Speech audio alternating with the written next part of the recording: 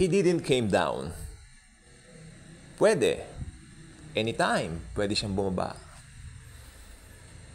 Pwede yan kalasin yung mga pako sa kamay niya.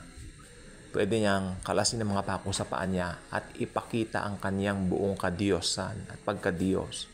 Pero hindi po niya ginawa yon dahil meron siyang tungkulin na dapat niyang gawin sa buong sandaigdigan. Na kung tutuusin, lahat ng kasalanan ng buong mundo isinaklob, inilagay ng Diyos Ama sa kanyang katawan. Ng mga panahon na yon, iniwan na siya ng Diyos Ama. Hindi na matagalan ng Diyos Ama ang kasalanan na nasa kay Kristo Jesus na katawan during that time. And during that time, on the darkest hour in the history of mankind, kinakatawan tayong lahat ng Panginoong Jesucristo. Ibig sabihin po, nire-represent po niya tayo. Hindi po ba? So, He became sin. He who knew no sin. Pero tayong mga makasalanan, naging righteousness tayo ng God dahil sa ginawa ng Panginoong Jesucristo. So, it's only a simple matter of thanking Him, of thanking Jesus dahil sa ginawa niya sa krus ng Kalbaryo.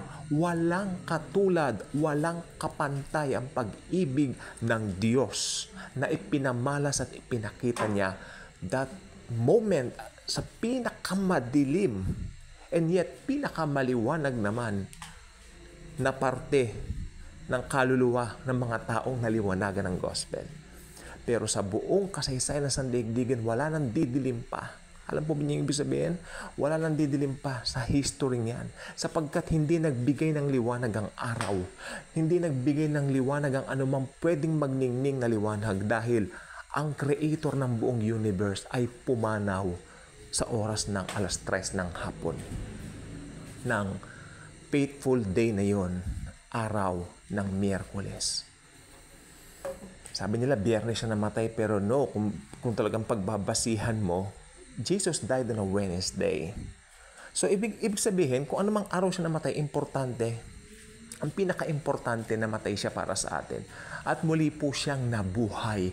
Dahil hindi siya pwedeng hawakan ng kamatayan because He is the author of life. He is the God of gods. He is the God of the universe. Our Lord Jesus Christ is so good.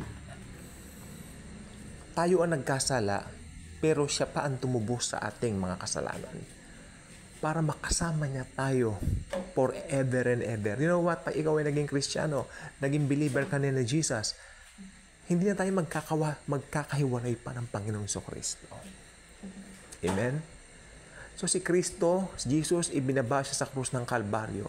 Hindi siya bumaba, siya ay ibinaba. Dahil ibinigay niya na yung kanyang spirit when He gave up the ghost and said, Father, into thy hands I commend my spirit. Okay? At after 3 days, hindi siya pwedeng hawakan ng kamatayan, kaya siya ay muling nabuhay mula sa kamatayan. Kaya si Jesus ngayon, the same yesterday, today, and forever, and He will live forever and ever. Kaya kung hindi ka pa nakasubscribe sa ating channel, invite you to do so. Click the notification bell, share this video, share the wonderful love and grace of the Lord Jesus Christ. Thank you. And as always and forever, Jesus truly loves us all.